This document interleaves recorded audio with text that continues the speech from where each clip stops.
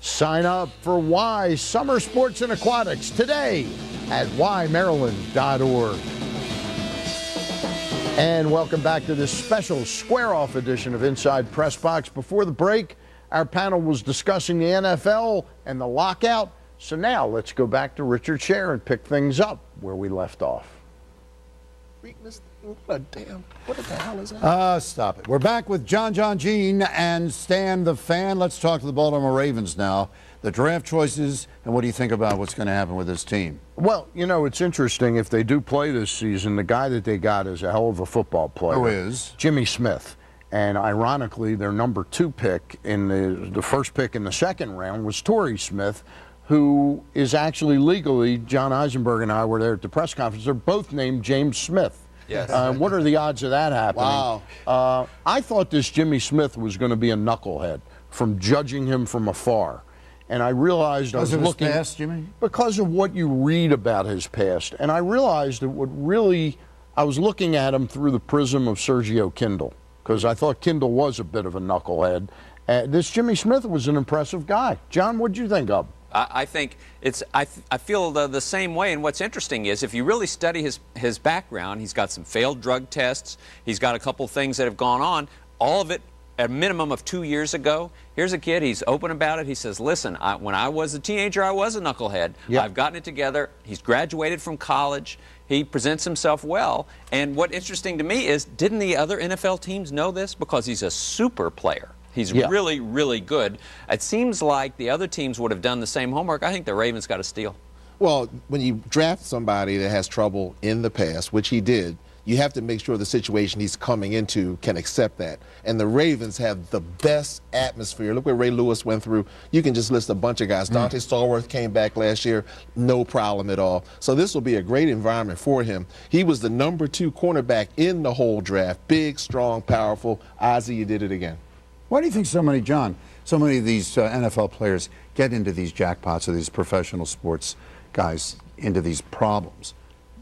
They have too much money and too much time, and that's a dangerous combination. Well, I think the real issue here, though, John, is not that they had too much money. No, this kid, in general, this kid, it's the difference. It's a clash of backgrounds. They come from an economically challenged background. Well, he lives in go that way, Stan. but I he would lives say more the celebrity. I would say that the celebrity is a magnet. But we're talking about Jimmy Smith. He comes from a troubled area out there in Compton, California.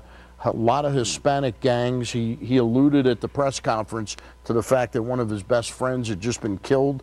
They come from rough environments. You can say that growing up in Baltimore City. Right. Yeah. Yeah, but beyond that, when you're dealing with an exceptionally talented athlete, and when we're talking about the NFL, NBA, Major League Baseball, these guys have been studs since they were in 6th grade.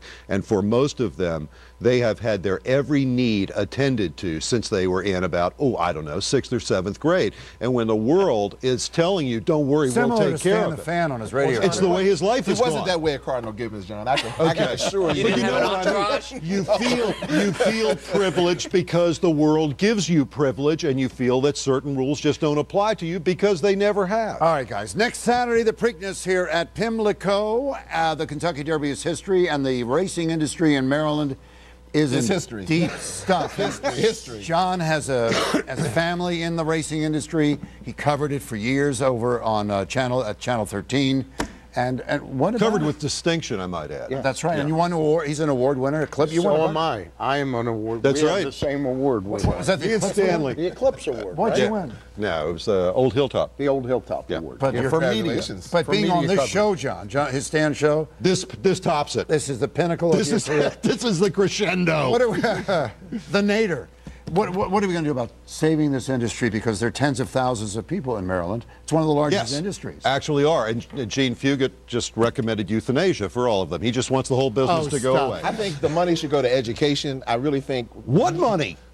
The money that the legislature just passed to give to this dying industry here. If the legislature, Hold it, guys. Hold it, Gene. if the legislature 15 years ago had let them go to slots and then to casinos, they wouldn't need the subsidy. We are constantly playing catch up here, and that's where the industry is again. As Maryland is first now inching into the slots business. Up in Delaware, they got full live table game casinos, poker, the whole nine. We're playing catch up again. That's out the barn. I was at Pimlico last week. Nobody was there. Well, that's because God created satellites. You can now be very viable on off-track. Sit at home and My whole John, point. what do I'm you worried think? about it. I'm worried that one of these days the Preakness is going to be out of here. I'll be honest with you, and I never thought we'd see that day.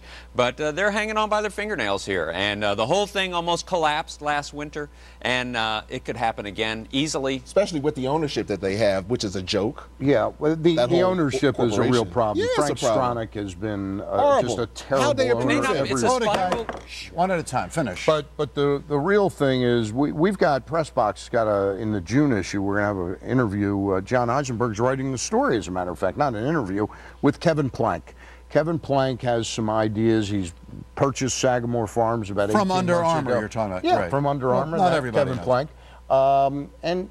He does bring up an interesting point, John, about racing needing good local stories to help us feel better about it. Well, that's his approach, is forget slots, forget legislation. You know, we have to grow it organically, really. It has to survive on its own. Right? And that's what, and of course, he's got the money to do it, and not everybody does. JB. When you say it has to survive on its own, I agree, but it has to be a level playing field, and we're not level with Delaware right now. We're not even level with Pennsylvania or West Virginia. If you want to see what can happen, go to Delaware Park or go to Charlestown, and the rundown dumps that those places were 15 years ago, they are now an example of thoroughbred racing in the 21st century, and Maryland, once again, is 10 lengths behind. Yep. All right, guys. John, and Stan the Fan, thank you for coming onto the... And we again thank the Murphy Group for letting us use their studio. That is very sweet of you. Stan will be back in just a moment. Enjoy the Preakness Saturday. More of these great square-offs on Inside PressBox coming up. Next one next month. Don't miss it. See you tomorrow at 10 on SquareOff. And it's always great to do a square-off segment with Richard Sher. And we again thank Richard and the Murphy Law Firm for letting us use their set. When we return, we'll hear what you, the viewers, have to say about how Maryland can revitalize the sport of horse racing. We'll also give you a sneak peek of what we have coming up in next week's edition of Inside PressBox as we look at the agricultural side of the racing industry with our sneak peek of Sagamore Farms. The NCAA lacrosse tournaments are underway, and for the latest lacrosse coverage, you can visit csnbaltimore.com. Track the progress of local men's teams, Johns Hopkins and Maryland, as they try to make it to the Final Four by reading the latest lacrosse news at csnbaltimore.com.